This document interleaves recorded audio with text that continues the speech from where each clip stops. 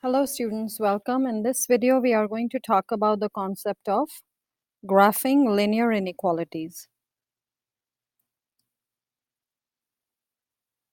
Graphing linear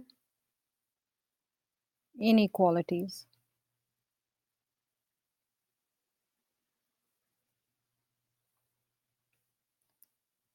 So that's our concept for this video. Before we actually graph examples, I'm going to list out some basic steps that we will follow in order to graph the inequalities. So our first step is going to be always whenever we get a question, we need to make sure that our question is in the form of y equals mx plus b. Now, once you have your question in the form of y equals mx plus b, where m is the slope and b is the y-intercept, you go ahead and graph it. That's our first step. Step 2, if your signs are greater than and less than, your line will be dotted.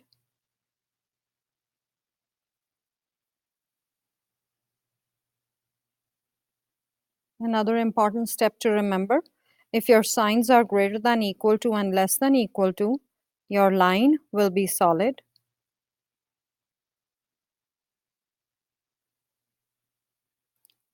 Step 4, if your signs are greater than or greater than equal to, you always shade above the line.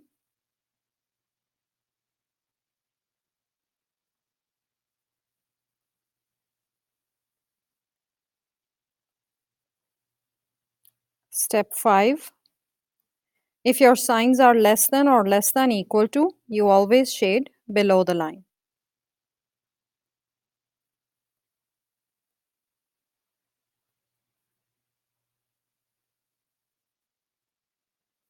Now, another step to remember here is that when we did the linear inequality solving, whenever you divide or multiply by a negative number, you always flip the inequality sign. So we may have to use it in this concept again as well, the same rule.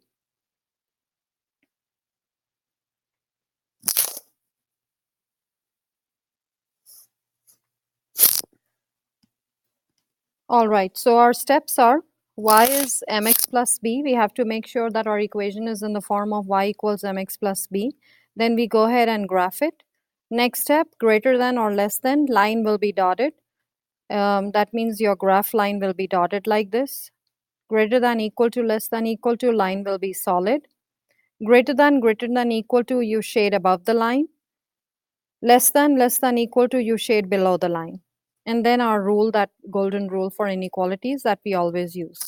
So in the next step, students, I'm going to go ahead and erase all this so you can pause and take notes if you would like, because this is going to fly away. There it goes. All right, we'll start with our example 1. And our question on example 1 is 2x plus 3y, we have to graph it. 2x plus 3y is more than equal to 12, and the question says that you have to graph it on a coordinate plane. So our first step was, students, we have to make sure that our equation is in the form of y equals mx plus b. And here I can see that it is not in the form of y equals mx plus b. So we have to have that form ready. So for that, what we need to do is we need to isolate y. Here, y is our grumpy person. So we will subtract 2x on both the sides, minus 2x from both the sides. Gone from here.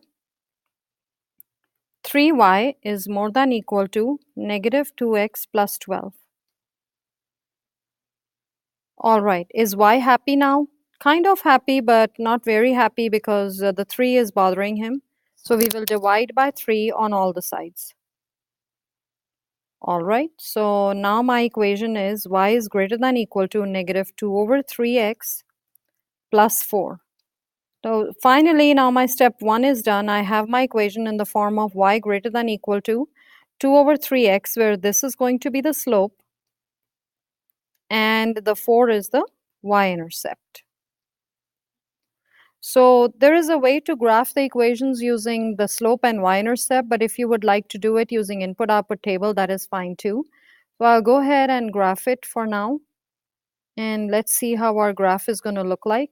So the first step is y equals mx plus b form, and then we will graph it. So I'll go back to the pen feature, and let's pick blue. So the y-intercept is 4. Oh, looks like I'm still on the, I have to deselect the line feature. There we are. So y is 4, 1, 2, 3, 4. Now that is my y-intercept. That means it's crossing the y-axis at 4. Now my slope is a negative slope. That means the line is going down. So what I'll do is I'll go down 2, rise 2, run 3. So 1, 2, and then I'll run 3 steps. 1, 2, 3. So that will be my next point, and that point should be, I think, 3, 2, because that is 4, so half of it will be 2. All right, from this point, students, it's a linear equation, slope remains the same. So I will again do down to 1, 2, and then 1, 2, 3. So again, I have that point. So once I have at least 3 points, I can actually graph my equation. I have these 3 points listed, and I think that point should be 0, 6. All right, so let us go ahead and graph it. Let me select the line feature, and we'll just join these 3 points together. And that's what I did. All right. So what we are going to do now is, let us check. This is the sign, so my line has to be solid. So my line is solid right here. Y is greater than equal to. That means I will have to shade above the line. So above the line is going to be somewhere here. All above this graph line is what my answer is. So I shade it with a highlighter or with some colors, and that all these numbers here are a solution set for this given inequality. What does that mean logically? Logically, it means, students, that I can pick any number from this solution set. Let us say I pick 6, 11. So if I take a number 6, 11, that number is going to hold true for this given inequality. So from this solution set, I can pick any number and that will hold true. So I hope this made some sense to you. This is origin 0, 0. And if I made a mistake, do let me know, and I'll try to rectify it on this question. Let us see this fly away. All right, we'll do another question, another simpler problem. I think it's number 2.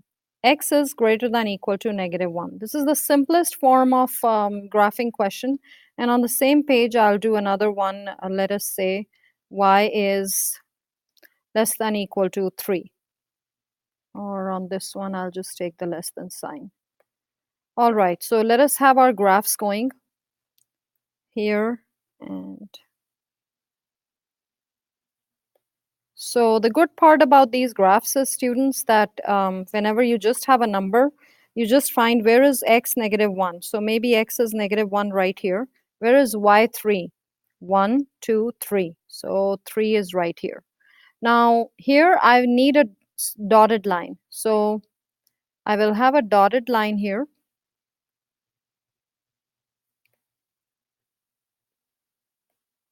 On y 3, because the sign is less than.